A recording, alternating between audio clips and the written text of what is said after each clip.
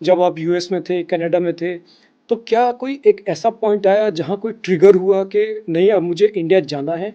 मेरे मन में कोई ऐसा सेंस ऑफ अचीवमेंट नहीं था कि मैं यूएस पहुंच गया तो मैंने कुछ कद्दू में तीर मार लिया है। Okay. When was the last time बच्चे होने के बाद अपनी वाइफ के साथ लंच डेट पे गए हो हाँ, या डिनर बिल्कुल। डेट पे गए हो वो मैं या यहीं जा लॉन्ग ड्राइव सकता पे हूँ। गए हो? हाँ, be it you are living in California which is one of the most beautiful state, और पिछले 6 महीने में मैं 4 बार चला गया। सही है। मैं मूवी डेट पे चला गया, मैं डिनर डेट पे चला गया, मैं लंच डेट पे और चला गया। आई पीछे डोंट हैव से टू वरी अबाउट और थिंग्स। पीछे से बच्चों को उसके दादी-दादा के साथ थे हाँ। वो। आपने यहाँ पे 6 महीने अभी बिताए हैं, तो 6 मंथ का एक्सपीरियंस मैं जानना चाहता हूँ आपसे कि क्या आपको यहाँ पे कन्वीनिएंट लगा? मैं आपको बताइए। एक डेटा बताता हूँ। इन हुँ, लास्ट month alone, I have uh, ordered 23 times from Blinkit. Uh, Each delivery was on an average delivered to me in 12 to 14 minutes, okay, and the average bucket size of my order was less than $4. Okay. That is the level of convenience we have in India. पहले तो plan करता कि किसका माँ बाप आएगा, हुँ, हुँ। तेरे mummy papa आएंगे, मेरी मम्मी आएंगी। फिर पापा आते हैं, उनका मन नहीं लगता वहाँ पे पापाओं का, तो फादर्स का। फिर वो देखते हैं कि चाय कौन बनाएगा, टहलने कब जाऊँ, हाँ, बर्फ कौन साफ करेगा, हाँ, किसके साथ बात करूँ। फिर वो कहते हैं मैं तो वापस जा रहा हूँ अपनी दिल्ली। सारे एमबीए स्कूल नेटवर्किंग सिखा रहे हैं हमें। हुँ, हुँ। पहले तो हमारे को नेटवर्किंग की जरूरत ही नहीं थी। जो परिवार पूरे मुट्ठी की तरह जुड़े हुए हैं, उन्हें किस बात की नेटवर्किंग चाहिए? आप इंडस्ट्रीज को देखो, वो सब आपस में जुड़े हुए हैं। पॉलिटिशियंस को देखो, चाहे किसी पार्टी को, सब आपस में जुड़े हुए हैं, और हम मिडिल क्लास सब आपस में अलग हो चुके हैं।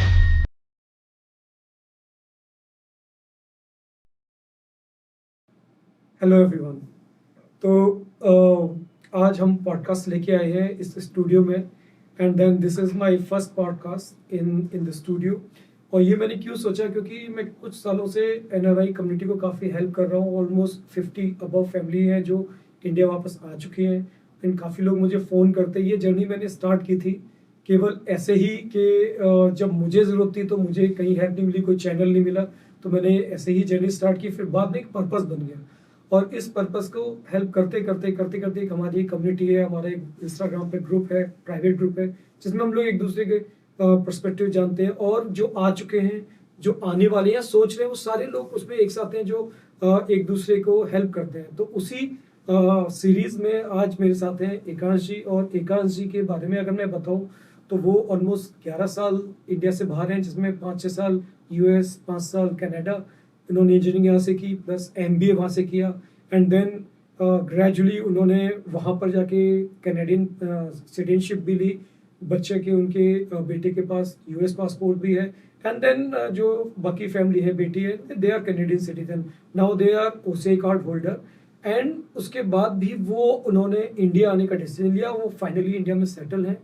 उन्होंने मेरे से करीबन 1.5-2 साल पहले कांटेक्ट किया कि आपका क्या मोटिवेशन लेवल था जब आप आए, और इस तरीके से हमारी जर्नी स्टार्ट हुई। एंड देन हमारे ग्रुप में बहुत एक्टिव भी हैं, वो बहुत ज़्यादा डेटा पॉइंट के साथ आते हैं। तो आज ये हम पॉडकास्ट जो शूट करने वाले उनकी पूरी जर्नी जानेंगे। एंड देन आई होप उनसे आपको कुछ ना कुछ सीखने को मिलेगा। थैंक यू एकांश आने के लिए, और मेरे शॉर्ट नोटिस पे आपने यहाँ पर आप आए। एकांश जी, आप कितने दिन पहले इंडिया मूव हुए? और सबसे पहले मैं ये जानना चाहता हूँ, आप कितने साल पहले इंडिया से मूव हुए थे, और वहाँ से आप अपनी जर्नी बताइए। Hi, thanks for having me here, और it's good to see you in person. Okay, तो मैं इंडिया मूव हुआ था करीब 6-7 महीने पहले, एंड ऑफ मार्च में। ओके, तो 6 या 7 महीने मुझे हो गए हैं। जी, और I move to US in 2014 okay, फरवरी। ओके, तब मैं एरिजोना गया था okay, on an on site role ठीक है, for my assignment. I was working in Accenture in Pune. Okay, तो पुणे से मैं यूएस गया था ओके, आज से 11 साल पहले। 11 साल पहले, हम्म, ओके। तो आप यूएस में लगभग कितने साल रहे वहाँ पर? करीब 5.5 साल रहा, ओके, 2014 से समर ऑफ 2019। ओके, फिर मैं कनाडा मूव हो गया जुलाई 2019 से, और मार्च में अब मैं कनाडा से वापस आया हूँ। Okay, okay. And I think you have 2 kids, one is daughter and one is your son, या राइट? तो मेरा एक बेटा है 7.5 साल का, ओके, बेटी है जो इस महीने 2 साल की हो जाएगी। ओके, तो दो बच्चे हैं। बेटी मेरी कनाडा में हुई थी, बेटा मेरा यूएस में हुआ था। ओके। तो मीन्स आप लोग like Canada passport holder and US passport holder, तो as a family, right? Yes, as and a family. OCI holder for All India. four of us have Canadian passport. My son has a US passport as well. Okay, okay, fine enough. तो मुझे अब आपसे कुछ सवाल पूछने हैं। सबसे पहले आप ये बताइए कि आप जब आप यूएस में थे, कनाडा में थे, तो क्या कोई एक ऐसा पॉइंट आया जहाँ कोई ट्रिगर हुआ कि नहीं अब मुझे इंडिया जाना है? और इस पर्टिकुलर ईयर में जाना है, वो क्या ट्रिगर पॉइंट था, वो आपने कैसे डिसाइड किया, जबकि आप सिटीजनशिप भी वहीं की है, आप कैसे इंडिया आने का आपके दिमाग में आया? असल में कभी वो ट्रिगर पॉइंट आया ही नहीं मेरे लिए, ओके। क्योंकि जब मैं यूएस गया था तब भी मैं इस माइंडसेट से नहीं गया था कि मुझे सेटल होना है। मेरे मन में कोई ऐसा सेंस ऑफ अचीवमेंट नहीं था कि मैं यूएस पहुंच गया तो मैंने कुछ कद्दू में तीर मार लिया है। ओके। तो मेरा हमेशा से क्लियर था कि मुझे इंडिया में ही रहना है, इंडिया में ही ओके। बसना है और ओके। इंडिया में ही अपनी फैमिली रेज करनी है। बिकॉज बट लाइफ में इवेंट्स ऐसे टर्न आउट हुए कि ये 2 साल के 11 साल बन गए, okay. And then I plan accordingly. But otherwise मेरा कभी प्लान था ही नहीं कि मुझे यूएस रहना है। इट नेवर फैसिनेटेड मी कि मुझे वहाँ रहना है। ऑल्दो मेरा एक्सपीरियंस रहने का यूएस में, कनाडा में बहुत अच्छा था। मतलब I love my experience, I really feel blessed कि मुझे वहाँ जाने को मिला, एक्सपीरियंस करने को मिला, ट्रैवल करने को मिला, नोट कमाने को मिला। लेकिन सेटल होने के पॉइंट ऑफ व्यू से मुझे वो कंट्रीज़ या कोई भी वेस्टर्न कंट्री कभी एक्साइट नहीं करती। ऐसा क्यों है? सबसे बड़ा तो रीज़न ये है कि वहाँ पे raising a kids is not easy. बिल्कुल। जब आप एज अ बैच मैं जब 2014 में गया, I was a bachelor, okay. I was living in sharing. अच्छा। तो मैं, मेरे रूममेट्स, हम खूब ट्रैवल करते थे, हम्म। लॉन्ग रोड ट्रिप पे जाते थे, हम्म। मस्ती मजाक। उस उम्र में आप सैलरी कमा रहे हो, शेयरिंग में रह रहे हो, पैसे बच रहे हैं, अच्छा लग रहा है। हम्म। फिर आपकी शादी होती है, you start travelling with your wife, hmm. You get a companion. आपके लाइफ में एक जो लोनलीनेस या वो आती है, अब एज हो गई है, शादी करनी है, you get married, hmm. You travel with her. और शी, उसके लिए भी नया लाइफ का चैप्टर है, वो जी। अपने लिए सब कुछ छोड़ के आई है आपके लिए, वो ट्रैवल कर रही है। But once you have kids, your life changes very drastically. Hmm. आपका पर्सनल टाइम नहीं मिलता है, आप एज अ हस्बैंड वाइफ एक दूसरे को टाइम नहीं दे पाते हो, hmm. And you are stretched across 3 different pillars. Exactly. Career भी आपको स्ट्रेच कर रहा है, हाँ। आप जो पहले डेवलपर थे हो सकता है मिडिल मैनेजमेंट में आ गए हो, your roles responsibilities have increase, exactly. तो उसमें आपको यू आर स्ट्रेचिंग। आपकी वाइफ यार आपका पार्टनर जो भी है, स्पाउस है, she is also asking for your time. आपके बच्चे, they are also asking for your time, they are fully dependent on you. आपके घर के काम आपको स्ट्रेच कर रहे हैं, बर्तन भी आप ही को धोने हैं, बर्फ़ भी आप ही को साफ़ करनी है, टॉयलेट भी आप ही को साफ़ करना है, ग्रोसरी भी कॉस्ट को जाके आप ही को लानी है, हाँ। और आपको अपने लिए भी टाइम चाहिए। हाँ। तो it becomes an over stretch for both of you. Hmm. तो आई थिंक वो 10 साल, ऐसा नहीं है कि हमेशा स्ट्रेसफुल है, but once you have your first kid and if you planning for second kid like I did, right. तो जब तक आपका छोटा बच्चा 7 8 10 साल का नहीं हो जाता इंडिपेंडेंट, वो 10 12 साल स्ट्रेसफुल हैं। Once your kid become 10+, both your kid, तो फिर वो इंडिपेंडेंट हो जाते हैं, फिर your life become relatively easy. तो वंस दे आर, अगर हम एक जर्नी समझे एक बच्चे की पैदा होने से लेके जॉब लगने तक, तो 18 साल का बच्चा एंटरिंग करता है, घुसता है, और 22 साल का बच्चा नॉर्मली नौकरी करने में घुस जाता है। तो शुरू के 10 साल you need lot of efforts in raising the kid. बच्चा इंडिपेंडेंट नहीं होता, कुछ खा नहीं सकता। बट जब वो बच्चा 10 साल से ऊपर का हो जाता है, वो सारे काम, उसके दोस्त यार, टीनेज में आता है, ही और शी बिकम्स इंडिपेंडेंट। और फिर 22 साल के बाद वो आपकी लाइफ से निकल जाता है, जैसे हम अपने माँ बाप की लाइफ से निकल गए, आपका बच्चा भी आपकी लाइफ से निकल जाएगा। वो पहले कॉलेज जाएगा, अब उसकी नौकरी हो सकता है बैंगलोर लगे, हो सकता है उसकी नौकरी गुड़गांव लगे, हो सकता है उसकी सैन फ्रांसिस्को लगे, हो सकता है बॉस्टन लगे। तो वो नौकरी कहीं भी लग सकती है, बट वो अपनी इंडिपेंडेंट लाइफ जीने के लिए आगे निकल जाता है। सही बात है। तो वो जो 10 12 साल हैं वो बहुत डिफिकल्ट हैं रेस करने के लिए, मेरे को ऐसा लगता है, मेरा फर्स्ट हैंड एक्सपीरियंस ये है। और इस वजह से I have seen lot of bad stories as well. मतलब luckily I was very fortunate, my wife is very supportive, but otherwise it's not an easy journey for most of the नहीं, NRIs. ये बात मैं मानता हूँ, और खुल के आज हम खुल के बात करेंगे। जो बात है सो है कि लड़ाइयाँ भी बहुत होती हैं, और आपस में हस्बैंड वाइफ के बीच में जो एक टाइम मिलता है, जब वो टाइम नहीं मिलता, वो जिम्मेदारी में सारा टाइम निकल जाता है, तो डेफिनेटली वो स्ट्रेस क्रिएट करता है और रिलेशनशिप को भी हैम्पर करता है। और ऐसा नहीं कि इंडिया में सब पॉजिटिव होता है, इंडिया में भी वो इश्यूज़ हैं, लेकिन एक इंडिया में एक सास हेल्प बहू मिल issues जाती है। हाँ, सास बहू का इशू आता है तो, बट उसके सॉल्यूशंस भी एग्जिस्ट करते हैं। देखो आप मुझे बताओ, जब आपके बच्चे हो जाते हैं उसके बाद आप अपनी वाइफ, आप भी 10 12 साल काफ़ी बाहर रहते हैं, मैं 6 के आसपास। 6, हाँ। तो when was the last time बच्चे होने के बाद अपनी वाइफ के साथ लंच डेट पे गए हो, हाँ, या डिनर बिल्कुल। डेट पे गए हो, वो मैं या यहीं जा लॉन्ग ड्राइव सकता पे हूँ। गए हो? हाँ। Be it you are living in California which is one of the most beautiful state, मेरे बच्चों को को बहुत कहीं पसंद है। छोड़ने की बात तो मुश्किल ही लेकिन है। जब आपके बच्चे हो गए, और फिर it's not just about 1 or 2 years, आप 10 15 साल तक, 20 साल तक आप अपने वाइफ के साथ, अपने स्पाउस के साथ लंच डेट पे नहीं जा सकते। हाँ। और पिछले 6 महीने में मैं 4 बार चला गया। सही है। मैं मूवी डेट पे चला गया, मैं डिनर डेट पे चला गया, मैं लंच डेट पे और चला गया, आई पीछे डोंट हैव से टू वरी अबाउट और किड्स। पीछे से बच्चों को उसके दादी दादा के साथ थे हाँ। वो, राइट? या ओके, तो आपकी relationship also get restored. Correct correct correct. उसमें एक चार्म चाहिए रिलेशनशिप में, एंगेज में। आप बुढ़ापे में चार्म लाओगे क्या वो? नहीं, बात सही है। एक बहुत इंपॉर्टेंट क्वेश्चन है जो मुझसे बहुत लोग मेरे कमेंट में पूछते हैं कि आपकी इस वाइफ का और बच्चों का टेक क्या था जब आपने फैमिली में डिस्कस किया कि आप आना चाहते हो, तो वाइफ का टेक क्या था? ये सिंपल यस था या कंफ्यूजन या कोई डायलेमा था? एक तो मेरी अरेंज मैरिज हुई है, तो जब मेरी शादी हो रही थी तो whenever I used to meet a girl, तो मैं बहुत क्लियरली बोलता था कि देखो मैं अभी यूएस में हूँ, लेकिन I don't want to settle there. Okay, तो even if you are planning to marry me, तो भैया मैं इंडिया ही वापस आना चाहता हूँ, तो ठीक हैव है। That in mind. ठीक है। तो ये चीज़ मैं बहुत क्लियर था। ऑल्दो मैं शादी के बाद भी ऑलमोस्ट 9 साल रहा। 2014 में मैं यूएस गया, 2016 में मेरी शादी हुई। तो even after marriage I live for 9 years, तो ये लंबा पीरियड है। Yeah both my kids were there. तो ऐसा तो हम दोनों को हमेशा से क्लियर था। मेरी वाइफ की भी पूरी फैमिली दिल्ली में है। She is born and bought up in Delhi. उसकी सारी कॉलेज, स्कूलिंग, कॉलेज सब नोएडा से या दिल्ली से हुई है। ठीक है। उसके पेरेंट्स, उसका ब्रदर, उसकी सिस्टर इन लॉ, उसके नानी नाना सब दिल्ली में रहते हैं। तो for her also there is no one in US और Canada. For me also one of my sister is in Dallas, but मेरा सारा कुनबा सब दिल्ली एनसीआर में है, नोएडा Okay, में है, okay. गाज़ियाबाद में है, दिल्ली में है।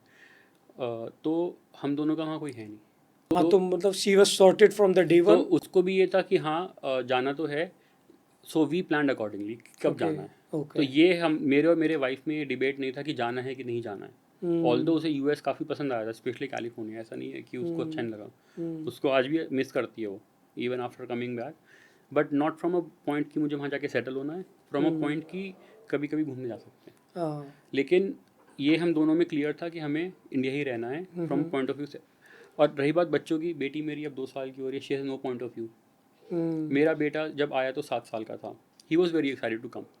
उसका Okay. रीज़न ये है कि since the time he was born वो इंडिया काफ़ी रहा है। तो he has spend considerable amount of time in India. जब तक उसकी स्कूलिंग शुरू नहीं हुई, बीच में वो दादी के पास रहा, नानी के पास रहा। तो उसकी शुरू से ही वो बॉन्डिंग फैमिली में वो हो रही थी। तो that was a positive for us. तो when we were actually moving, तो ही वॉज वेरी एक्साइटेड कि हाँ चलो मैं इंडिया जाऊँगा, वहाँ Okay. मेरे कजन्स होंगे, Okay. मेरी दादी होंगी, नानी होंगी। तो he was looking forward to it. तो इतना फैमिली पर्सपेक्टिव से मुझे चैलेंजिंग नहीं रहा। और बोथ ऑफ अस, एक चैलेंज ये था कि both of us established career. Okay, I okay. was into IT, I had a stable job. My wife even had a more stable job. She was in a government job, सरकारी नौकरी में थी, full federal government की। Okay.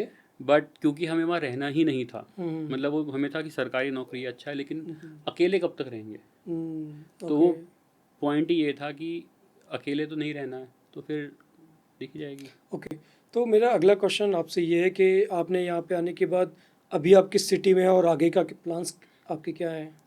अभी for the time being तो मैं मेरठ में रह रहा हूँ, अपने पेरेंट्स के साथ। अपने पेरेंट्स के घर में रह रहा हूँ। और but that is a pit stop for me. Long term plan, मेरी प्रेफर्ड चॉइस तो यही है कि मैं नोएडा में जॉब मिल जाए या एनसीआर में जॉब मिल जाए। That is a preferred option. बाकी जहाँ, you want to be close to the family हाँ मेन डेफिनेटली। रीज़न तो देखो यही है, फैमिली क्लोज है। Okay. बट जहाँ किस्मत चली जाएगी। एग्जैक्टली। मतलब आई एम ओपन माइंडेड, ऐसा Open. नहीं है कि आई एम क्लोज कि मुझे मेरठ में ही रहना है। वो मेरा पिट स्टॉप है, टेम्परेरीली मैं रह रहा हूँ। और I have my own reason. मेरी, आपको पता है, आपसे बात होती है, मेरी सर्जरी हुई है अभी नी की। एग्जैक्टली तो एग्जैक्टली, उस पे आऊँगा द मैं काइंड भी। ऑफ सपोर्ट मुझे घर पे मिलना था, तो इसलिए मैं मेरठ आया। ओके, तो आपने यहाँ पे 6 महीने अभी बिताए हैं, तो 6 मंथ का एक्सपीरियंस मैं जानना चाहता हूँ आपसे कि क्या आपको यहाँ पे कन्वीनियंट लगा, क्या चीज़ें कन्वीनियंस लगी, फिर हम निगेटिव पर भी आएंगे। कन्वीनियंट में बताइए। कन्वीनियंस तो बहुत है यहाँ पे, बहुत। ओके, वन मतलब बाय वन मैंने आपको बताइए। एक डेटा बताता हूँ। In last month alone I have ordered 23 times from Blinkit. Each delivery was on an average delivered to me in 12 to 14 minutes, okay and the average bucket size of my order was less than $4. Okay. That is the level of convenience you have in India. मैंने अपने बेटे के लिए एक बार एक toy मंगाया था रात के 10 बजे। वो टॉय ख़राब निकला, मैंने रात के 10:30 बजे से वापस भी कर दिया। That is the level of convenience you have in India. Okay. Everything is available at your door step. Okay. मेरे घर में पहले से ही है, कुक आती है, क्लीनर आती है।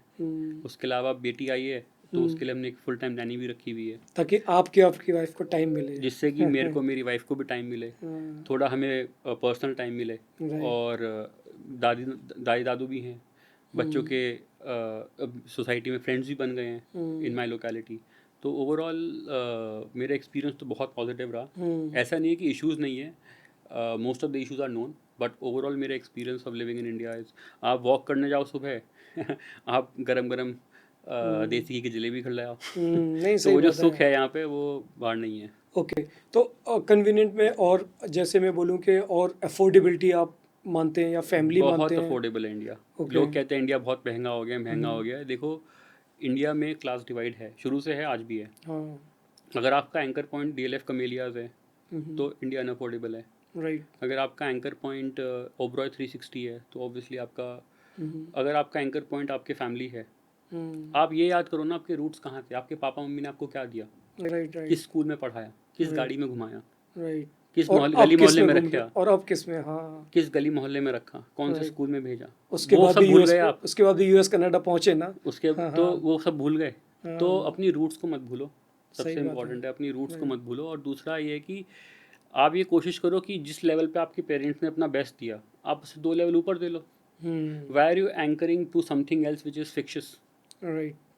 अच्छा, मुझे हेल्थ केयर का पूछना है, क्योंकि ये इसलिए आप अच्छा बता सकते हैं क्योंकि आपकी खुद की नी सर्जरी हुई है। तो आपका एक्सपीरियंस वो बताइए, आपको इंडिया में वर्सेस आप कनाडा हेल्थ केयर, अगर आप कुछ बताना चाहें तो वहाँ पे और यहाँ पे एक्सपीरियंस। भाई मैं आपको एक थोड़ा इलैबोरेट करके बताता हूँ। बहुत बिल्कुल। लोग यूट्यूब पे रील्स देखते हैं कि फ्री हेल्थ केयर है, हम यहाँ इतना टैक्स देते हैं, हमें क्या मिलता है। पहली बात तो फ्री हेल्थ केयर जो आपको मिलता है वो क्या कनाडा की आपको, बात कर रहे हो? कनाडा में ओके। लोग कहते हैं कि क्वालिटी ऑफ लाइफ फॉरेन में अच्छी है, और वहाँ पे आपको यूरोपियन कंट्रीज़ में, स्कैंडिनेवियन कंट्रीज़ में, कनाडा में फ्री हेल्थ केयर मिलता है। मैं एक्चुअली पूछ रहा हूँ मिलता भी है कि नहीं मिलता है। जब वो बारी आती है, जब वो मौका मिलने आता की है। बारी आती है, मैं आपको इतने हॉरिबल एग्जांपल बता सकता हूँ। मेरे फर्स्ट हैंड जब मेरी आई एम डायबिटिक, ओके। जब मैंने टोरंटो में गया तो you get your health card and I wanted to see an endocrinologist. 1 साल बाद का अपॉइंटमेंट मिला मुझे। तब तक डायबिटीज ठीक हो जाएगी अपने आप। डायबिटीज़ तो खैर ठीक नहीं होता, इट्स लाइफस्टाइल इशू। जब मेरी नी की चोट लगी, the process itself to see a specialist doctor is so complicated okay. कि जब तक वो आपकी नी सर्जरी कुछ ठीक हो जाएगी तब आप जाके देखोगे। और अब यहाँ पे 5-5, 6-6 महीने, 8-8 महीने, साल भर की वेटिंग है। Oh my God. और फ्री हेल्थ केयर के नाम पे कनाडा, मतलब जितना एडवर्टाइज किया जाता है उतना अच्छा नहीं है। मैं ये नहीं कहूँगा सब कुछ ख़राब है, लेकिन broadly it's not so good. Emergency में किसको देखते हैं? एक बार मैं बिल्कुल ही- ER में गया था, मेरी तबीयत बहुत ख़राब थी, मेरी खुद की। मैं सुबह 9 बजे गया हूँ, मैं रात के 11 बजे घर आया हूँ। 12 घंटे में ER में बैठा रहा just to see a doctor, और उसमें भी उन्होंने मेरा ECG किया, मेरा BP चेक किया और मुझे भेज दिया। तो हेल्थ केयर जितना एडवर्टाइज किया जाता है फ्री है, बहुत वेट है वहाँ पे, ओके। बहुत ज़्यादा। अच्छा, दूसरा आप मुझे बताओ हेल्थ केयर की, मैं आपको बताता हूँ। अगर मेरी बेटी बीमार है, मैं और मेरी वाइफ घर से वर्क फ्रॉम होम कर रहे हैं, मेरा बेटा स्कूल गया हुआ है, तो what will be my typical customer journey? पहले मैं बच्चे का स्कूल से आने का वेट करूँगा, फिर उससे घर छोड़ के जाऊँगा, या उसे बिना फिर मान लो मेरी वाइफ या मैं ड्राइव करता हूँ, मेरी वाइफ ड्राइव नहीं करती थी वहाँ पे फॉर सम रीज़न। मतलब ऐसा नहीं कि उसे ड्राइविंग नहीं आती, बट नहीं कर पाती थी ठीक वो। है। और फिर मेरी बेटी की तबीयत ख़राब है, वो माँ की क्लिंगी हो रही है, वो पीछे अकेले बैठना नहीं चाहती, वो मैं अपनी वाइफ को लेके जाऊँगा डॉक्टर के यहाँ, मैं ड्राइव कर रहा हूँ, मैं अपने बेटे को किसके पास छोड़ के जाऊँ? राइट। कहाँ छोड़ के जाऊँ बताओ? एग्जैक्टली। फिर हम एक बेटी के बीमार के लिए चारों जा रहे हैं अस्पताल, और फिर चारों बैठे हैं 3-3, 4-4 घंटे के लिए, जस्ट टू सी कि वो कान देख लें, इन्फेक्शन बता दें, उसके बाद दवाई फिर भी नहीं देते वो। और ऐसे अगर मेरी बेटी 10 दिन तक बीमार है, हम ऐसे ऐसे इंस्टेंस में 5-5, 6-6 बार गए हैं। ओके। और बैठे हैं हम वहाँ पे। और सबसे कमाल की बात है, पहली बात तो आपको फैमिली डॉक्टर नहीं मिलेगा इजीली। कनाडा में फैमिली डॉक्टर का कॉन्सेप्ट है, वो मिलेगा नहीं, बिकॉज उनके पेशेंट फुल हो चुके हैं। ओके। 1-1, 2-2, 3-3 साल की वेटिंग है, they don't easily accept patients. अगर मिल भी गया तो जिस समय आपकी बेटी बीमार है तब वो फ़ोन नहीं उठाएगी, या फ़ोन नहीं उठाएगा, फिर वो बोलेंगे ER में जाओ, फिर वो बोलेंगे वॉक इन क्लिनिक में जाओ, फिर तुम किस बात के फैमिली डॉक्टर हो? ओके। उसके बाद अगर मान लो कोई टेस्ट कराना है, फिर आपका फैमिली डॉक्टर लिख के देगा, फिर टेस्ट कराने का फिर से अपॉइंटमेंट लो, फिर अपॉइंटमेंट लेने के बाद फिर आप अपॉइंटमेंट के टाइम जाओ, वो मिस हो गया तो फिर मिस हो गया। तब तक बंदा या तो खुद से ठीक हो जाएगा या निकल जाएगा। उसके बाद जब टेस्ट कराओगे फिर वो रिपोर्ट आपके डॉक्टर को भेजेंगे, फिर आप दोबारा अपॉइंटमेंट लो कि मुझे वो रिपोर्ट डिस्कस करनी है, फिर जाके वो आपको रिलीज़ करेंगे। ओके। एक जरा से टेस्ट में मान लो मुझे मेरा नी की सर्जरी हुई, मुझे अगर एक्सरे कराना है, एमआरआई कराना है, basic, it is so difficult, इतने सारे अप्रूवल प्रोसेस इतना लॉन्ग है कि आप हाथ ही जोड़ लोगे। अब आप इंडिया वाला एक्सपीरियंस बताइए। मुझे अभी ब्लड वर्क कराना है, मैं अभी फ़ोन करूंगा ना डॉक्टर लाल पैथ लैब को या hmm. For that matter any path lab को, हम्म। वो घर पे आके मेरा ब्लड वर्क ले जाएगा, शाम तक रिपोर्ट घर पे दे जाएगा। पहले स्कूटर से देगा और व्हाट्सएप पे अलग भेज देगा, बिल्कुल। और वही रिपोर्ट मैं डॉक्टर को व्हाट्सएप पे फॉरवर्ड कर दूंगा ना, वो डॉक्टर, अच्छा डॉक्टर को, वो आपको व्हाट्सएप पे बता देगा कि भाई ये देखें। आपकी सर्जरी में कितना खर्चा आया और कैसा एक्सपीरियंस रहा? मैं आपको बताता हूँ, फ्री हेल्थ केयर इंडिया में भी है। हाँ, बिल्कुल है। यहाँ पे हर तरह के हेल्थ केयर फैसिलिटीज़ हैं। यहाँ हम्म। सेंट्रल गवर्नमेंट के हॉस्पिटल्स हैं, एम्स है, सफदरजंग है। हम्म। यहाँ पे स्टेट गवर्नमेंट के हॉस्पिटल्स हैं। यहाँ पे private hospital like max, Medanta, Fortis, सब कुछ है। और यहाँ पे मॉम एंड पॉप स्टोर्स भी हैं जिन्होंने इंडिपेंडेंट क्लिनिक और नर्सिंग होम चला रहे हैं। बिल्कुल व्हाट मैटर्स इज़ कि आपको डॉक्टर अच्छा मिल जाए, बिल्कुल। और एक बार आपको उस डॉक्टर से कनेक्ट हो जाए, आपको doctor is available at a WhatsApp call way. जब मेरी नी की सर्जरी हुई थी, मैंने मेरठ में भी दिखाया था। Hmm. Doctor was good, but facilities were not good in Meerut. Hmm. फिर coincidentally one of my close relative, he is a senior doctor in Safdarjung, तो मैंने उन्हें दिखाया। वो भी मैं उनसे किसी वजह से पर्सनल कर्टसी में मिलने गया हुआ था। He happens to be an orthopaedic doctor, तो मैंने उन्हें दिखाया अपनी, and he told me everything that Safdarjung sports injury centre is one of the apex body in South Asia. And जब उन्होंने मुझे समझाया, मैं वहीं गया।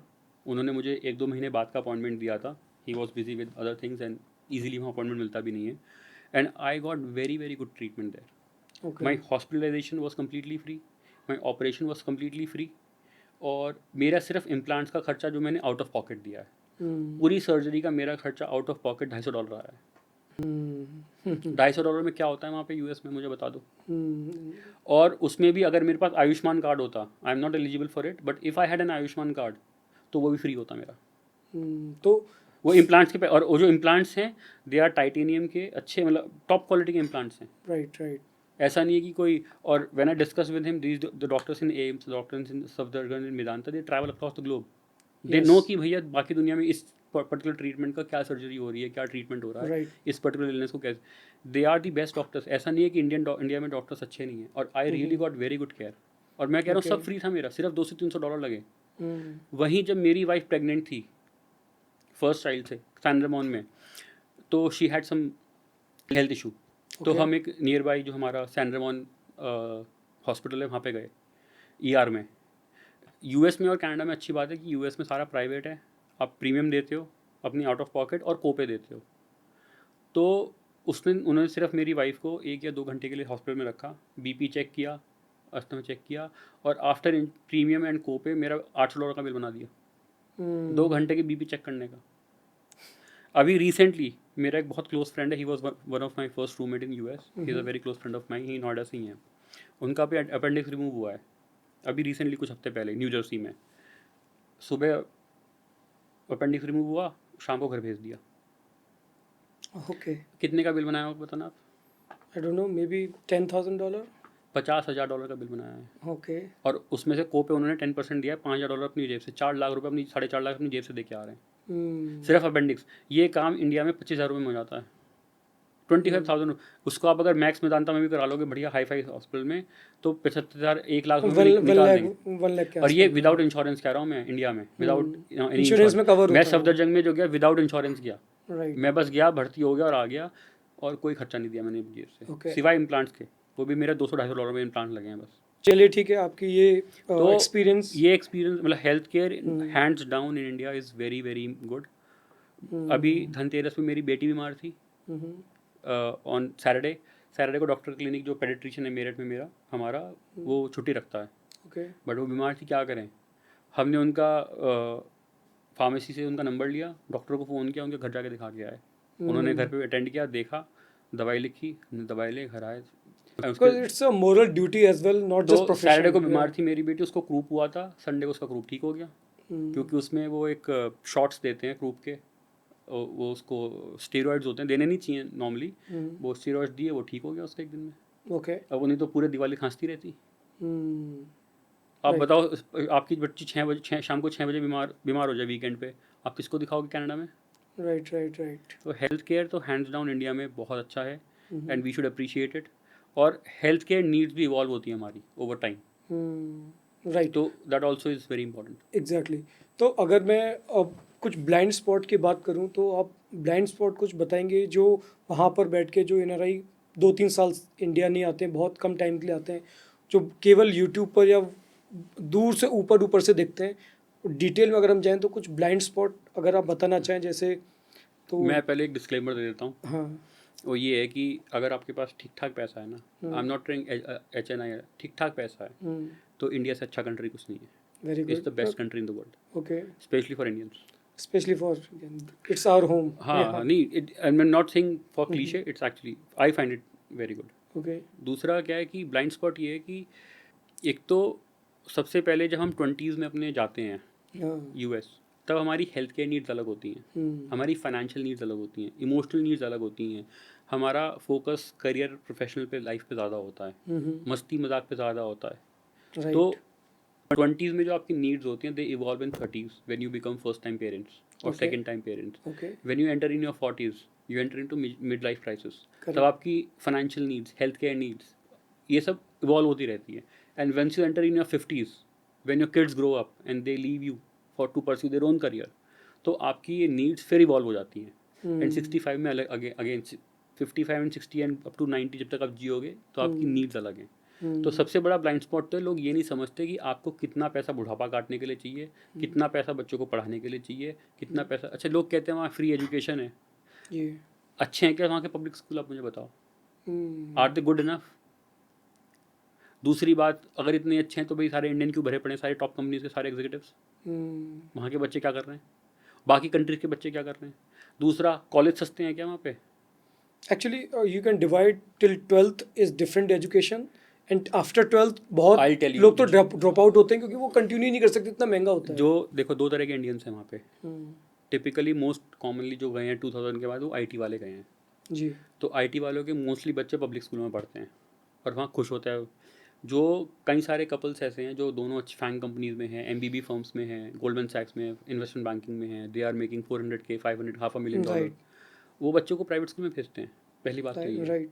पब्लिक स्कूलों में मोस्टली IT वालों के बच्चे जाते हैं, या जो, और I don't think they are good enough, वो कुछ पढ़ाते ही नहीं है। एंड पेरेंट्स को बहुत एक्स्ट्रा एफर्ट करना ही पड़ता है फिर। दूसरा, जो कॉलेज की फीस है, they are skyrocketed. Undergrad की किसी भी अच्छी यूनिवर्सिटी में फीस करोड़ों में है। अगर आप, if you are ambitious okay. For your kid, चाहे वो हार्वर्ड हो, चाहे स्टैनफोर्ड हो, चाहे UC बर्कली, UT ऑस्टिन हो, वाटरलू हो, UFT हो, ओके। कैम्ब्रिज हो, ऑक्सफोर्ड हो, सबकी फीस करोड़ों में है, सबका खर्चा करोड़ों में है। तो वो भी तो है वहाँ पे खर्चा। ओके। और फिर उनमें तो उसकी प्लानिंग करी है आपने, फाइनेंशियल प्लानिंग कैसे भेजेंगे वहाँ पे। तो सब कुछ फ्री दिखता है, इतना है नहीं। जितनी भी आईवी लीग हैं सब महंगी है। इंडिया में जो प्रीमियम इंस्टीट्यूट हैं, चाहे उसमें एडमिशन टफ है, IIT में, IIMs में फीस इतनी ज़्यादा नहीं है। अगर आपके बच्चे ने, एक लोअर मिडिल क्लास फैमिली से एक बच्चा आएगा UP बिहार का, प्लस गवर्नमेंट लोन्स भी देती है उन लोगों अगर को। उसने IIT का एग्ज़ाम निकाल लिया, वो IIT से पढ़ लेगा। क्योंकि लोन भी मिलता है गवर्नमेंट का, उसका लोन ना भी मिले तो भी हम्म, 15, 20, 25 लाख में आपकी इंजीनियरिंग निकल जाती है इंडिया में। राइट। राइट। और ऑन एन एवरेज हो जा। डॉक्टरी थोड़ी महंगी है यहाँ पे, अगर आप MBBS कराना चाहते हैं उसमें 1-1.5 करोड़ का खर्चा है, वो सस्ता नहीं है।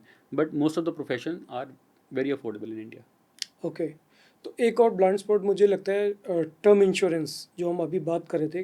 टर्म इंश्योरेंस में मान लीजिए one of the spouse is no more, अगर आप बाहर कंट्री में रह रहे हो तो वो भी। मैं फाइनेंशियली नहीं कह रहा था आपको, हाँ। वो मैं आपको ये कह रहा था कि हम टर्म इंश्योरेंस लेते हैं, हेल्थ इंश्योरेंस लेते हैं। राइट। इसलिए लेते हैं कि अगर टर्म इंश्योरेंस क्यों लेते हैं कि if one of your earning spouse goes away, या तो आपको इतना कॉर्पस मिल जाएगा। राइट। मैं ये पूछ रहा हूँ कि अगर आपका वो कंट्री इतना ही बढ़िया है, can you raise your kids single handedly as a mother और as a father if your spouse goes away? क्या आप रेस कर सकते हो? It's really tough, and I think कि देयर सम आपने अपने बच्चे भी रेस कर ले, और क्या आपकी इमोशनल नीड अकेले पूरी हो जाएगी फिर? Is that country good enough for you to fulfil your emotional need? क्या आपको उस समय पेरेंट्स का सपोर्ट नहीं चाहिए? आपको अपने कजन्स का सपोर्ट नहीं चाहिए? आपको अपने एक्सटेंडेड फैमिली का सपोर्ट नहीं चाहिए? इवन अगर हम ये ना माने कि one of the spouse is no more, अगर कोई सीरियसली बीमार भी है जो अगर कोई जॉब नहीं कर पा रहा है, मान लो किसी को ब्रेन ट्यूमर हो जाए, हाँ। वो तो बता के नहीं आएगा ब्रेन ट्यूमर। राइट। क्या, और आपका मेन अर्निंग स्पाउस जो है, पार्टनर है, वो बेड रिडन हो जाए, क्या आप फाइनेंशियल इस कंट्री में सस्टेन कर सकते हो? क्या इकोनॉमिक डाउनटाउन आ जाए, मान लो आपको साल भर नौकरी ना मिले, अब आप फैमिली ऑफ 4 हो, can you sustain your life for आपकी सारी 10 साल की सेविंग बर्न हो जाएगी 1 साल में। वहाँ पे अच्छा लगता है क्योंकि आपको किक मिल रही है कि सैलरी आ रही है, वो एक नशा सा है कि मज़ा आ रहा है। until you are healthy, that's also जब तक आप important. हेल्दी हो और आपकी हाँ। सैलरी आ रही है, कुछ हो नहीं रहा है, तो मज़ा आ रहा है। जिस दिन झटके लगेंगे उस दिन वहाँ कुछ नहीं है। देर इज तो रिस्क रिवॉर्ड रेशो मुझे लगता नहीं वहाँ के फेवर में है। तो एक ब्लाइंड स्पॉट आपने बताया कि भाई अगर वहाँ का हेल्थ केयर इतना अच्छा है, इतना बढ़िया कंट्री है, बिना माँ बाप बुलाए आप फैमिली प्लानिंग कर सकते हो। हाँ। पहले तो प्लान कर दो कि किसका माँ बाप आएगा। तेरे मम्मी पापा आएंगे, मेरी मम्मी आएंगी। फिर पापा आते हैं, उनका मन नहीं लगता वहाँ पे पापाओं का, तो फादर्स का। फिर वो देखते हैं कि चाय कौन बनाएगा, टहलने कब जाऊँ, बर्फ़ कौन साफ़ करेगा, किसके साथ बात करूँ। फिर वो कहते हैं मैं तो वापस जा रहा हूँ अपने दिल्ली, या मैं तो वापस जा मन रहा नहीं हूँ लग रहा मेरठ, हमारा मेरा यहाँ तो मन नहीं लग रहा, तुम रह जाओ यहाँ पे। और फिर वो ये मम्मी सोचती है वहाँ उनकी चाय कौन बनाएगा, वहाँ उनका खाना कौन देगा, वो घर में झाड़ू पोछा कैसे आएगा, वो सब्जी कौन लाएगा। ये वो ग्राउंड टॉयलेट लेवल बात है, ये बट सही बात है ये। हाँ। पापाओं का तो ये भी एक ब्लाइंड स्पॉट है। कई सारे एनआरआई सोचते हैं अपनी 20s में मैं पहले वहाँ जाऊँगा, फिर मैं सिटीजनशिप लूँगा, फिर मैं पेरेंट्स का सुपर वीज़ा लगवाऊँगा, फिर मैं उनकी सिटीजनशिप करवा दूँगा, फिर मेरे पेरेंट्स वहीं सेटल हो जाएंगे, मज़ा आ जाएगा। अरे भैया पेरेंट्स का मन ही नहीं लगेगा वहाँ पे। ये सबसे मिथ है कि पेरेंट्स वहाँ सेटल हो जाएंगे। Specially fathers, they do not like abroad. वो आते हैं, घूमते हैं। I tell you one thing, अगर कोई फादर इन हिज 60s या बहुत से एनआरआई जो if they are fit and fine, उनका मन कर गया मुझे गंगा की डुबकी लगानी है, मन कर सकता है ना कि Right. मेरे को हरिद्वार जाके गंगा जी में डुबकी लगा के आनी है। वो सैन फ्रांसिस्को से फ्लाइट पकड़ेंगे, दिल्ली एयरपोर्ट पे आएंगे, क्या वो अपने आप हरिद्वार जाके गंगा जाके वापस सैन फ्रांसिस्को जा सकते हैं? आप बताओ। सेम फादर जो मेरे फादर हैं, किसी के फादर द्वारका में रह रहे हैं, मेरठ में रह रहे हैं, मथुरा में रह रहे हैं, क्या वो सैन फ्रांसिस्को एयरपोर्ट से उतर के योसेमिटी वैली खुद देखने जा सकते हैं? सपोर्ट तो चाहिए डेफिनेटली। वो पेरेंट्स वो तब तक age- अच्छा लगता है उन्हें जब आप उन्हें घुमा रहे होते हो। अगर आप बिजी हो गए पेरेंटिंग में खुद, अगर आप बिजी हो गए अपने ऑफिस में, आप मान लो सपोज एमबीए कर रहे हो, एग्जीक्यूटिव एमबीए साथ में, आपके पास टाइम ही नहीं घुमाने का, तो पेरेंट्स क्या करेंगे वहाँ? वो आपको ताकते रहेंगे कि बेटा घुमा के लाएगा तब जाएंगे हम तो।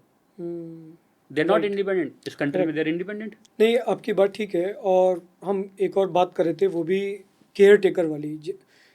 अभी मान लीजिए एक पेरेंट है, वो 65 तक जिए, वो चले गए, और अगला जो मदर या फादर जो भी, वो 95 तक जी जाते हैं। वो 30 साल का गैप है, राइट। वो 30 साल आपको सेवा करनी उनकी। मान लीजिए 90 तक 25 साल है, वो 25 साल के बहुत लंबा पीरियड है। कैसे आप देखो, करोगे, वो राइट? एक अलग सब्जेक्ट वो है। भी एक मतलब सब्जेक्ट है। मैं बहुत क्लियर हूँ इस मामले में। As per me, I don't see my old age in America और for that matter any western countries. Right. सीधी भाषा में कहूँ तो बुढ़ापा नरक है उन कंट्रीज में। राइट। देखो, बुढ़ापे में आपको साफ हवा नहीं चाहिए, आपको चाहिए 10 लोग बात करने वाले। अगर जब मैं बूढ़ा होऊंगा तो मेरी वाइफ भी बूढ़ी होगी, मेरे मामा का लड़का भी बूढ़ा होगा, मेरी मौसी की लड़की भी बूढ़ी होगी, मेरी बहनें भी बूढ़ी होंगी, वो मेरे जीजा भी बूढ़े होंगे, सब रिटायर होंगे, सब कुछ नहीं कर रहे होंगे, तो सब बैठ के यहाँ चाय तो पी सकते हैं साथ में। सही बात है। वो बोलेंगे आजा चल। मान लो मैं नोएडा रह रहा हूँ या मेरठ ही रह रहा हूँ, for example let us assume मैं मेरठ ही रह रहा हूँ। राइट। कितने देर लगते हैं मेरठ से दिल्ली आने में, नोएडा आने में? अब ट्रू। और आप जैसे आज आए हो, वैसे आते भी रहते हो। मैं तो जब पिछले आपका मन 6 होता महीने है। से फ्रीक्वेंटली ट्रैवल कर रहा हूँ between Noida, Delhi, Gurgaon and Right. Meerut. Right. Right. मैं तो शॉपिंग करने भी आ जाता हूँ अपनी वाइफ के साथ। तो बुढ़ापे में तो फिर मान लो मेरी तबीयत ठीक नहीं है, मुझे जेराटिक केयर चाहिए, मुझे फिजियोथेरेपिस्ट चाहिए। अभी मेरी सर्जरी हुई है, चलो सर्जरी तो एक पार्ट है, आपकी वहाँ पे फ्री में हो जाती है कनाडा में। मान लो आपको अपॉइंटमेंट मिल गया, आपकी हो गई, आप घर आ गए, अब आप फिजियोथेरेपी कराने, 1 साल का मेरा 1 साल का रिहैब है। डेली मेरे घर पे फिजियोथेरेपिस्ट 2 आती हैं, सुबह अलग शाम अलग। शुरू के 2 महीने मैंने 2 टाइम बुलाया, उसके बाद लास्ट 2 महीने से मैं 1 टाइम बुला रहा हूँ। डेली आती है, डेली फिजियोथेरेपी घर पे करके जाती है। और कितना चार्ज लेती है? Not even $4 of visit, not even $4 of visit, और विदाउट एनी इंश्योरेंस। वहाँ पे इंश्योरेंस के बाद भी मैं अपनी जेब से $15-20 दे रहा था, और उसमें सिर्फ 5 विजिट साल की कवर्ड है, बाकी क्या। अब मैं कम से कम पिछले 4 महीने से आप मल्टीप्लाई कर लो, 100 से ज़्यादा विजिट ले चुका हूँ मैं उसकी। और और व्हाट्सएप पे बात हो जाती है कब आना है, कितने बजे आना है। मान लो किसी वजह से मैं बिजी हूँ या किसी वजह से वो बिजी, वैसे तो हमारा टाइम फिक्स है सुबह का 8:59, but if there is some shit, वहाँ तो अपॉइंटमेंट ही लेते रहो यार। तो इंडिया में क्या, you can live life a little unplanned. वहाँ पे क्या है, you have to plan everything on the calendar, so you are living life of a calendar.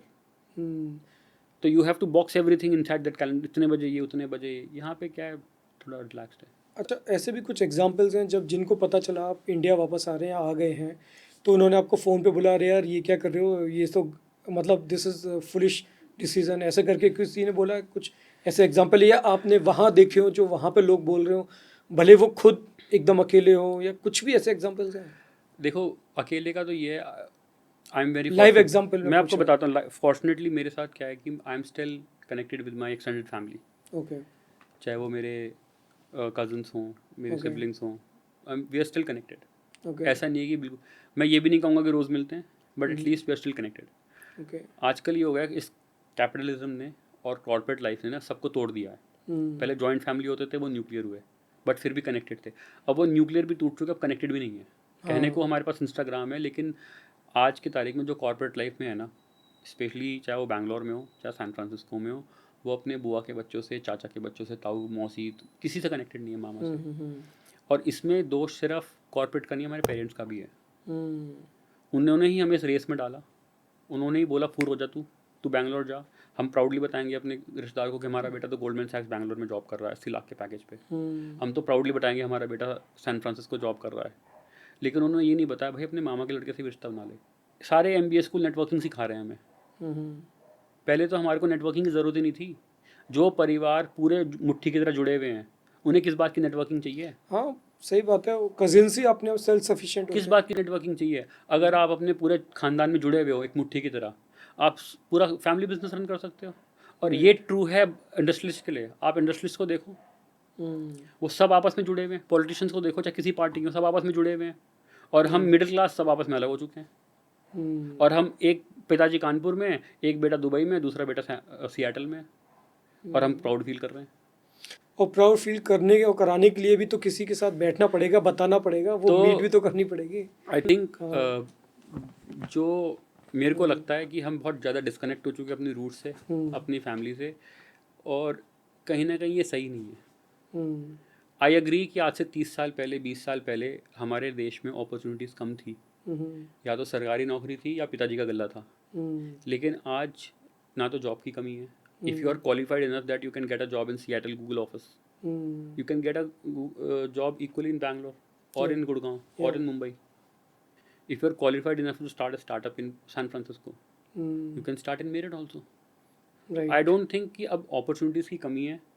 मैं आपको दिखाता हूँ जो पेन आपके पास है, it is made from biodegradable material in Meerut by a factory. I have this pen. Correct. इस pen में आप देखिए ये पूरा बायोडिग्रेडेबल मटेरियल का बना हुआ है। Yes, मेरठ के yes. स्टार्टअप ने बनाया है। और जब ये पेन की इंक खत्म हो जाएगी, आप इसे मिट्टी में फेंक दीजिए, प्लांट बन जाएगा। Really? इसकी डायरी आप फाड़ के फेंक दीजिए, आप मिट्टी में फेंक दीजिए, प्लांट बन जाएगी।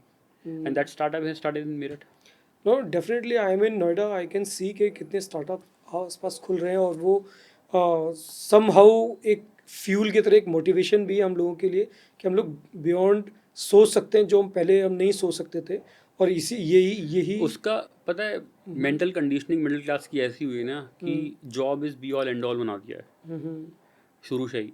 और स्पेशली जितने भी सरकारी नौकरी से लोग निकले हैं ना, उन्होंने 30-35 साल नौकरी करी है, तो वो उनको एक कंफर्ट जोन में रहने की आदत रही है। तो उन्होंने अपने बच्चों को भी वही कंफर्ट जोन ट्रांसफ़र किया है कि भाई नौकरी करो। मैं NRIs को ये कहना चाह रहा हूँ, अगर आपने एक सर्टेन कॉर्पस बना लिया है तो आप और कुछ भी सोच सकते हो। दूसरी बात है, जो इकोनॉमिक डाउनटर्न चल रहा है, जिस तरह की इकोनॉमिक चर्निंग चल रही है, हो सकता है जॉब मिले ही ना दोबारा। फिर आपके पास प्लान बी क्या है? प्लान बी हम दूसरी जॉब ढूंढेंगे। ये प्लान बी है। तो मेरे को लगता है कि इकोनॉमिकली भी अब वो उस कंफर्ट जोन से बाहर आना चाहिए।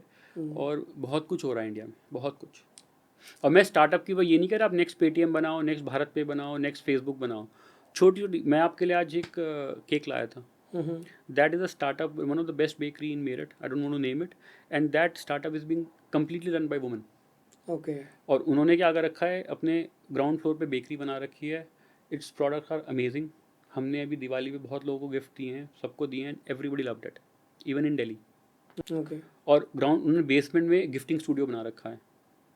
और उनके हम दिवाली पे गए, गिफ्टिंग छोड़े इतने बिक रहे थे, और they have a global mindset in Meerut.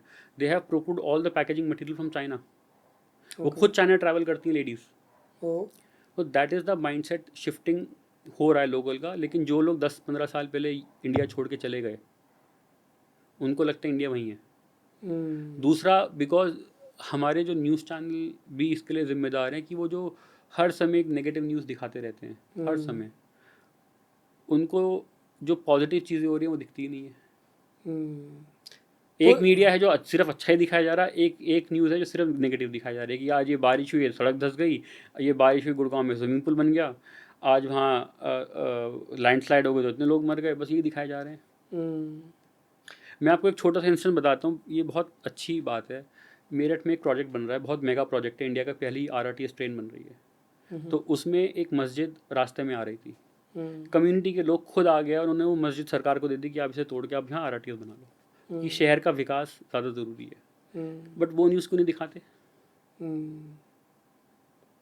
वो न्यूज़ Right. क्यों नहीं दिखाते कि जब people are so much interested for the development of this country right now, और वो यहाँ के लोगों में पैशन दिखता है, Hmm. वो हंगर, वो पैशन, वो दिख रहा है। थोड़ा माइंडसेट अभी भी मैं कहूँगा चेंज होने की ज़रूरत है, बहुत सारी चीज़ों में चेंज, लेकिन people are doing extremely well. ऐसा नहीं है कि नहीं कर रहे हैं। आपने सब पॉजिटिव पॉजिटिव बोला। अब ग्राउंड रियलिटी पे ही बात करते हैं। कौन सी ऐसी चीज़ें हैं जो आपको लगा यहाँ पे, कौन से रिग्रेट्स आपको लगता है ये चीज़ें इट्स लाइक सुधरनी चाहिए और समथिंग बॉदर भी कर रही है आपको? देखो, रिग्रेट्स तो कुछ नहीं है। हम्म. आई एम, मतलब मैंने आपसे हमेशा से कहा, I was very much interested to come back. आया, खुश हूँ। रिग्रेट कुछ नहीं है। कौन सी है कि देखो, हमारे शहर अभी भी बहुत गंदे हैं, शहरों का इंफ्रास्ट्रक्चर अभी भी बहुत ख़राब है, पब्लिक लाइब्रेरी का कॉन्सेप्ट नहीं है, पब्लिक पार्क का कॉन्सेप्ट नहीं है, ओके. पाथवेज वॉकेबल नहीं है, स्ट्रे डॉग्स, स्ट्रे एनिमल्स बहुत हैं। ओके. कई बार तो मुझे लगता है कि इंसानों के देखने के पैसे लगने लगे हैं कुछ टाइम में। इतने इतने स्ट्रे एनिमल्स हैं, बंदर भी हैं, कुत्ते भी हैं, गायें भी हैं, घोड़ा भी है, बैल भी है, राइट. अलग अलग चिड़ियाँ तो हैं ही। तो मेरे को लगता है इंसान ही बचे हैं बस जिनके टिकट लगेगा। तो ये है इंफ्रास्ट्रक्चर। आई थिंक शहरों का डस्ट है, मॉस्किटोज़ है। आई थिंक ये मेरे बेटे को भी बॉदर किया था मॉस्किटोज शुरू में। तो मॉस्किटोज़ हैं, तो ये चीज़ें हैं जो अभी we are way behind in terms of. तो इंफ्रास्ट्रक्चर में मैं दो चीज़ें बोलूँगा। एक होता है शहर का इंफ्रास्ट्रक्चर, एक होता है नेशनल इंफ्रास्ट्रक्चर, जिसमें आपके national expressways, national highways, airports, आपके पोर्ट्स, ये होते हैं। और शहर का जो आपका म्यूनसिपल कॉरपोरेशन मैनेज करती है, डेवलपमेंट अथॉरिटीज़ मैनेज करती हैं उस शहर की। तो I think there has been a substantial improvement in the national infrastructure. बहुत सारे एक्सप्रेसवेज बन रहे हैं, कई सारे बन चुके हैं, कई सारे रेलवे लाइंस अपग्रेड हुई हैं, कई सारे रेल्स अपग्रेड हुई हैं, एयरपोर्ट्स कई सारे अपग्रेड हुए हैं। आपकी इस बात से मुझे याद आया, इस पर मैं एक सेपरेट पॉडकास्ट करूंगा आपके साथ, अच्छा, जिसमें हम लोग केवल ही ग्रोथ स्टोरी की बात करेंगे. चलिए ठीक है। राइट. तो इसमें हम इसको पूरा डिटेल में कवर करेंगे. बट आपकी बात से मैं मेक आउट कर सकता हूँ कि हाँ, छोटे मोटे इश्यूज हैं एंड देन वो मैनेजेबल भी हैं, डिपेंडिंग आप किस सोसाइटी में, देखो, किस आई टेल उसमें यू, रहते हो, या फिर वो वर्सेस लोनलीनेस, वही बातें हैं. देखो अमेजोन में ना जब लीडरशिप प्रिंसिपल पढ़ाए जाते हैं, हाँ. तो उसमें बोलते हैं 1 door policy, 2 door thinking. Okay. तो जो हमारे इश्यूज हैं ना इंफ्रास्ट्रक्चर के, वो सॉल्वेबल हैं हम्म. अगर माइंडसेट लोगों का चेंज हो जाए, नगर निगम का चेंज हो जाए, डेवलपमेंट अथॉरिटी का चेंज हो जाए, और हो भी रहा है। अगर आप इस बारे में बात करें, हो भी रहा है और चेंज भी आ रहे हैं, लेकिन इट्स वर्क इन प्रोग्रेस। जिस समय दिल्ली में मेट्रो बन रही थी, सब जगह खुदा पड़ा था। आप अगर देखें हमारे Tier 2 टाउन्स में सब जगह कुछ ना कुछ बन रहा है, कहीं मेट्रो बन रही है, कहीं नए फ्लाईओवर्स बन रहे हैं, कहीं पे नई रोड्स बन रही हैं, कुछ ना कुछ बन रहा है। तो it's work in progress right now, but issues हैं। तो ये चीज़ें सॉल्वेबल हैं, जो इंफ्रास्ट्रक्चर है वो सॉल्वेबल इशू है, लेकिन अकेलापन सॉल्वेबल नहीं है ना। फैमिली को आप कैसे लाओगे, रिप्लेस कैसे करोगे? राइट. वो पेड सर्विसेज तो नहीं हो सकती, जैसे कुछ कंट्री में तो वो पेड बात करने सर्विसेज के भी लोग, है, अरे बात करने के पैसे दे रहे हैं. राइट. वो तो just not solvable. I totally agree. तो वो इंफ्रास्ट्रक्चर इशूज मेरे को लगता है 10-15 साल में हमारे जीते जी ठीक हो जाएगा। और तब तक जो फैमिली में रहने का फ़ायदा है उसको भोग लेते हैं। नहीं, बिल्कुल. तो बच्चों के एडजस्टमेंट के लिए मैं आपसे पूछना चाहता था कि उनको यहाँ पर 6 महीने में वो एडजस्टमेंट, उनका एक्सपीरियंस कैसा रहा? देखो, बेटी तो मेरी छोटी है, हाँ, तो शी हैज़ बीन एन्जॉयिंग, दादा दादी घर पे हैं, राइट। तो और उसके लिए तो अच्छा है। बेटे के लिए काफ़ी चैलेंजिंग रहा, हम्म। क्योंकि जब वो, I was very clear, I don't want to put my son in CBSE board, I don't want to okay. Put my son in IB board, okay. Just to make it easy for him. Hmm. तो मैं तो चाहता हूँ rough and tough कटे मेरा बेटा, okay. यहाँ की धूल मिट्टी में रम जाए हम्म। और रोज़ जाए चेहरा लाल करके खेल के आए, मैं तो ऐसा मानता हूँ। जी। तो मैंने उसको सीबीएसई बोर्ड में डाला, ठीक है। और it has been very challenging for him. Okay. मैं आपको छोटी सी स्टोरी बताता हूँ। पहले हमने जो स्कूल में टारगेट कर रहा था उसके लिए, it is one of the top school of Meerut, ठीक है। And it's a very old school, 70-75 पुराना स्कूल है, हम्म। और वहाँ एडमिशन बहुत टफ है। हम्म। तो they did not entertain me, I don't want to name the school, but उन्होंने हमें एंटरटेन नहीं किया बिकॉज उस साल के एडमिशन पूरे हो गए थे, हम्म। और वहाँ एडमिशन के लिए काफ़ी मशक्क़त चाहिए। हम्म। फिर हम एक सेकंड स्कूल में गए जो हमारा सेकंड प्रेफर्ड था, और वो स्कूल अपकमिंग स्कूल है। इनफैक्ट उनकी जो डायरेक्टर है, she is a Harvard graduate herself, okay. तो उनका माइंडसेट भी थोड़ा ग्लोबल है, and they are imparting that hybrid culture कि भाई ओके। थोड़ा ग्लोबल भी लाओ, थोड़ा सीबीएसई को कैटर करो। इनफैक्ट इतना मॉडर्न है कि उनका सारा कुछ करिकुलम क्लासरूम ऐप पे है, सब कुछ आपके ऐप पे आ जाता है जो बच्चों का। ओके। तो उसमें लेकिन हमारे बेटे का एडमिशन नहीं हुआ, क्योंकि उनकी भी उस साल की सीट्स फुल हो गई थी, okay. And they were being honest उन्होंने। ठीक है। फिर हम तीसरे स्कूल में गए जो मेरे घर के पास है, that school is also very good, but वहाँ पे जब हमने भेजा तो because we came in hot weather, तो मेरा बेटा एडजस्ट नहीं कर पाया, ओके। क्योंकि क्लासरूम भी एयर कंडीशन नहीं थे, और बसेस भी एयर कंडीशन नहीं थी। तो उसे स्कूल तो ठीक लग रहा था, बट जब वो घर आता था he was totally drained out because of the hot weather. तो हमें लगा थोड़ा ज़्यादा टॉर्चर हो जाएगा इसके लिए, तो we went back to the school number 2। Hmm. हमने उन्हें अपनी सिचुएशन बताई कि भाई मैम ये कनाडा से आया, he come from a cold weather, now he is being travelling like this, it is a very difficult challenge. तो उन्होंने हमें सिचुएशन समझी, हम्म। और नॉट ओनली समझू, उन्होंने कहा कि चलो ठीक है, आप एक काम करिए, आप 2-3 दिन के लिए हमें ट्रायल के लिए अपने स्कूल बेटे को भेज दीजिए, कोई एडमिशन नहीं, कोई फॉर्मेलिटीज़ नहीं, बस आप ड्रॉप कर दीजिए स्कूल, और 2-3 दिन स्कूल में लेट हिम एक्सपीरियंस इट। पहली बात तो कौन स्कूल ओपनली ऐसे ट्राई करने को देता है, ओके। तो वो हमें बहुत अच्छा लगा। फिर जब 2 दिन उनसे उसने गया, स्कूल ट्राई किया, he felt a little comfortable, फिर हमने उसका उसमें एडमिशन करा दिया। ओके। और जब हम स्कूल नंबर 3 में, जहाँ पे उसका एडमिशन था, जहाँ वो 1 हफ्ता गया, हमने उन्हें उसने सिचुएशन समझाई, they not only understood the situation, they refunded our entire fees, admission fees, tuition fees, okay. सब वापस कर दिया उन्होंने, ओके। कि हाँ your concern is genuine, he come from a cold country, he is feeling the heat, he is not comfortable, we understand, and that is the level of honesty that people have. Hmm. तो उसका admission करा दिया। फिर अब आपको पता है homework भी होता है, यहाँ यूनिट टेस्ट भी होते हैं, यहाँ टर्म एग्ज़ाम भी होते हैं, आपके कनाडा में तो कुछ नहीं होता, यूएस में। तो उसको एकेडमिक काफ़ी बर्डन पड़ा, ट्यूशन भी लगाया हमने उसका। तो that is one challenge that he is going through, but he is coping up well. मुझे ओके। लगता है कि जिस तरह से वो कोप कर रहा है, जो उसका शार्प लर्निंग कर्व रहा है, वो 1-1.5 साल में ही will get acclimatized. Okay. In fact उसने यहाँ पे एक्स्ट्रा करिकुलम में काफ़ी पार्टिसिपेट किया अपने स्कूल में, उसमें he did very well, he got good recognition. तो ओवरऑल तो अच्छा कर रहा है। मेन चैलेंज उसको एकेडमिक बर्डन का आ रहा है। That is why I always say कि अगर आप अपने, if you are planning to come back on time, so that वो। और दूसरा क्या है, यहाँ कल्चर अलग है स्कूलों में, हम्म। टीचर्स आर प्रेटी स्ट्रिक्ट, यहाँ डिसिप्लिन में बहुत तवज्जो। जो मैं स्कूल नंबर 1 कह रहा था, it's an ICSE convent school, जिसमें अपने बेटे को डालना चाहता था, but it is very infamous for 2 things, academics and discipline. अब मेरा बेटा आया कनाडा से, वहाँ पे कल्चर ही एकदम अलग है। टीचर्स तो साला ऐसे बात करते हैं जैसे कि मुंह में शहद जमा रखा है, hmm. They are always overly sweet. हाँ। तो बच्चों को उसकी आदत पड़ जाती है उस कल्चर की। यहाँ पे तो टीचर लपेट मार देती है, हम्म। लपेट नहीं मारती तो कस के डांट देती ही है हाँ, if you right. Are misbehaving. Canada में क्या है, अगर आप नहीं पढ़ रहे हो, या for that matter any west, तो आपको बोलेगा आप दूसरों को मत डिस्टर्ब करो, आप कोने में बैठ जाओ। यहाँ पे तो पढ़ो, क्यों नहीं पढ़ रहे हो, किसी बच्चे को छोड़ेगी ही नहीं। तो हम्म। यहाँ अकेडमिक प्रेशर कल्चर एकदम डिफरेंट है, और I okay. Think it's good for the kid, okay. Because वो आपको डिसिप्लिन भी सिखाता है। मेरे बेटे के अंदर इन लास्ट 6 मंथ बहुत पॉजिटिव चेंज है, ओके। अकेडमिक्स में भी और बिहेवियर में भी।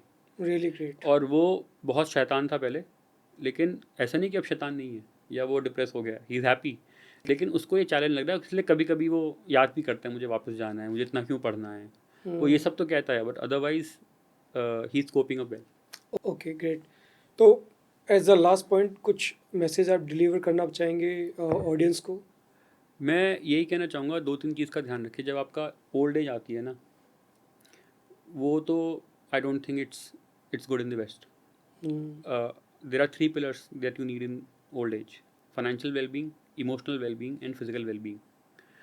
उस तीनों का सपोर्ट आप प्लीज़ एक बार रिव्यू करिए कि आप क्या अपना बुढ़ापा वहाँ फाइनेंशियली काट सकते हैं, क्योंकि हो सकता है आप 95 तक जियो, 105 तक जियो, तो क्या आपके पास उतनी फाइनेंशियल वेलबींग है कि आप 55 से लेके 95 तक 40 साल बिना नौकरी के वहाँ निकाल सकते हैं? क्या आप सिर्फ उस भरोसे बैठे हैं कि आपको सरकार से कुछ पैसा मिलेगा हो? दूसरा, वहाँ बैकयार्ड में बैठ के आसमान देख के साफ हवा में चाय पीना चाहते हो कि यहाँ पोल्यूशन में अपने फैमिली के साथ, एक्सटेंडेड फैमिली के साथ 10 लोगों के साथ बैठ के चाय पीना चाहते हो बुढ़ापे में? तीसरा, अगर आपको बुढ़ापे में कुछ हो गया, आपकी स्पाउस को कुछ हो गया, तो क्या आप इमोशनली वहाँ रह सकते हो अकेले? आपके बच्चे तो चल जाएंगे, और नहीं भी गए आसपास ही रहेंगे, they will have their own life, they will have their partner, they will have their kids, they will have their career, वो तो बिजी हैं। तो आप उन पर बर्डन बनना चाहते हो या क्या बनना चाहते हो? और उस समय आप ये पूछो कि जब आप इंडिया में होंगे, तब उस उम्र में आपको जब याद आएगा वैष्णो देवी कैसे जाओगे? जब याद आएगा कैंची धाम कैसे जाओगे? जब याद आएगा ऋषिकेश, बांके बिहारी कैसे जाओगे? उस उम्र में ये सब तो याद आता है आपकी इमोशनल नीड्स को पूरा करने के लिए। और फिजिकल नीड्स, हो सकता है आप केपेबल ही ना हो चाय बनाने के, हो सकता है आप केपेबल ही ना हो अपना खुद का पेट साफ करने, अपने आप को नहलाने के लिए केपेबल ना हो। तो you need somebody for geriatric care, you need somebody who can come home and take your blood, you need somebody who can come and do physiotherapy. कैसे करोगे वहाँ पे? तो बुढ़ापा तो एकदम बेकार है। मेरे ख्याल से आइडियल ये है कि आप अपने अर्ली 20s में जाओ और मिड 30s में छोटे बच्चों को लेके वापस आ जाओ। उनके पास अगर पासपोर्ट है तो उनके पास आपने इंडियन मार्केट भी खोल दिया है, पासपोर्ट है तो यूएस मार्केट भी खुला हुआ है। और अगर वो सिर्फ वहीं के पले बड़े हैं, उनके पास सिर्फ यूएस मार्केट खुला हुआ है, फिर यहाँ एडजस्ट नहीं हो फिर यहाँ एडजस्ट भी नहीं कर पाएंगे। और अभी इंडिया ऑलरेडी, आपको पता है, $4 ट्रिलियन इकोनॉमी ऑलरेडी है। जब तक मेरे बच्चे जॉब मार्केट में आएंगे, India will be 14-15 trillion economy. तो आपके पास दुनिया की 3rd लार्जेस्ट इकोनॉमी भी खुली हुई है बच्चों के लिए, और यूएस कनाडा तो खुला हुआ ही है। करेक्ट। तो you have open to market, diversify कर दिया आपने अपने पोर्टफोलियो अपने बच्चों के लिए। ट्रू। तो it's a good strategy in terms of their career planning also. Okay, great. Having said that, हमने काफ़ी कुछ लर्निंग की होंगी इस पॉडकास्ट से, I am very sure. And Ekansh ji ने जितनी हम लोग को नॉलेज दी, बहुत ग्राउंड लेवल पर, स्पेशली जो उन्होंने लास्ट में 3 चीज़ें बोली अपने ऑडियंस के लिए, emotional wellbeing, financial and physical वाली, वो तो डेफिनेटली मैंने भी फील किया है। तो thanks again, thank you Ekansh ji आने के लिए, and we will surely meet again. Thank you thank you so much. Thank you.